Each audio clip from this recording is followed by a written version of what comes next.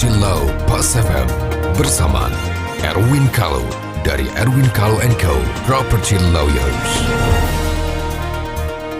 Mitra bisnis Pas FM dimanapun Anda berada, jumpa lagi dengan saya Erwin Kalau dalam acara Property Law.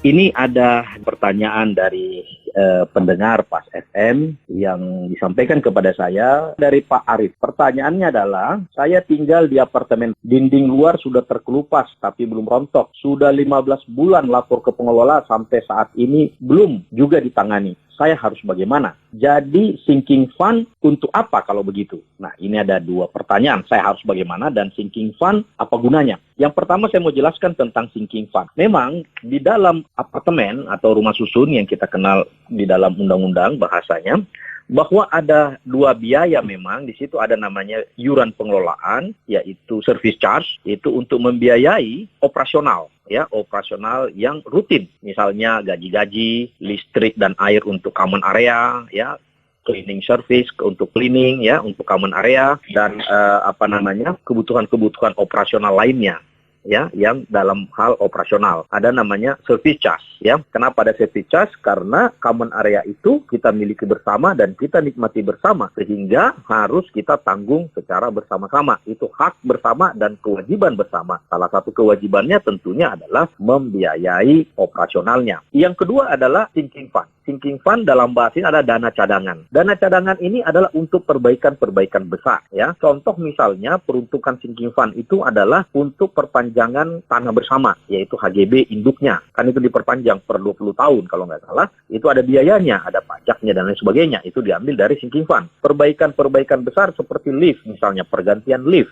ya. Termasuk juga untuk fasad atau dinding luar.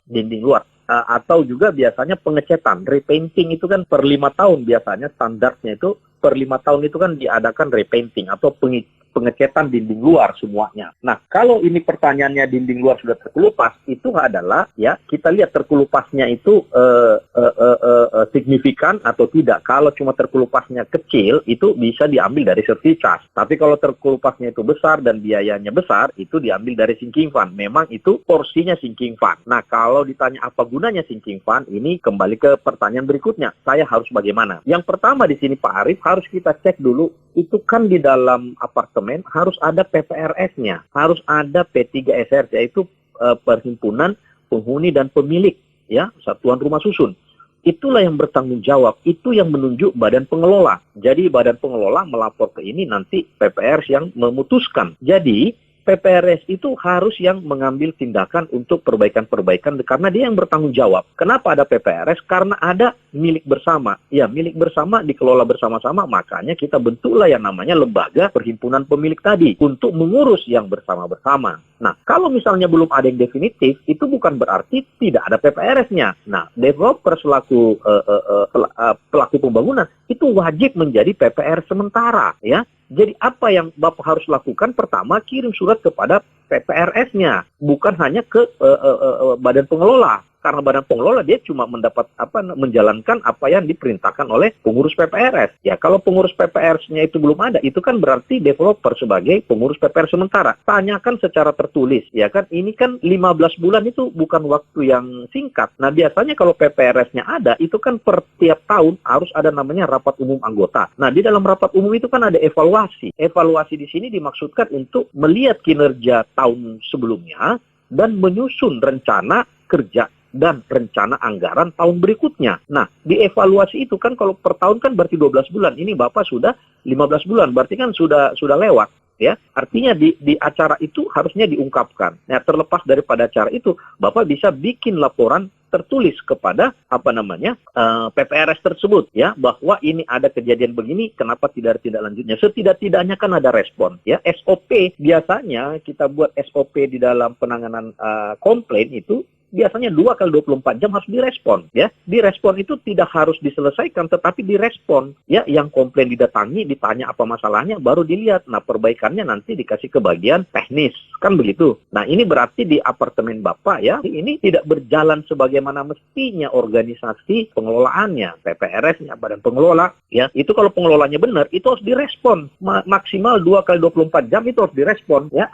harus ada jawaban. Kenapa? Kalau toh pun belum, kenapa? Kan begitu. Nah, ini saya kira Pak Arief yang Bapak perlu lakukan, kirimkan surat tertulis kepada PPRS-nya, tembuskan kepada Pemda atau Dinas Perumahan, karena dia sebagai Pemda itu kan sebagai pembina ya dalam undang-undang, sebagai pembina terhadap rumah susun atau P3RS itu dibina oleh Pemda. Tembuskan aja ke gubernur. Itu kan jadi menjadi atensi. Jadi saya kira pertama ya kalau tidak ada respon sama sekali, saya kira ini ada satu yang masalah yang lebih besar di dalam apartemen Anda, bukan hanya terkelupas, tetapi sistem pengelolaannya tidak berjalan dengan baik. Karena prinsip pengelolaan itu ada dua, transparan dan adil. Artinya equal treatment. Ya, kalau si A boleh begini, si B juga boleh begini. Si A tidak boleh begini, si B juga tidak boleh begini. Saya kira untuk sementara demikian, Pak Arief, semoga bermanfaat. Sampai jumpa. Nantikan Property Law Pas FM berikutnya. Bila Anda memiliki pertanyaan Property Law, email ke redaksi@pasfm.com. Redaksi@pasfm.com.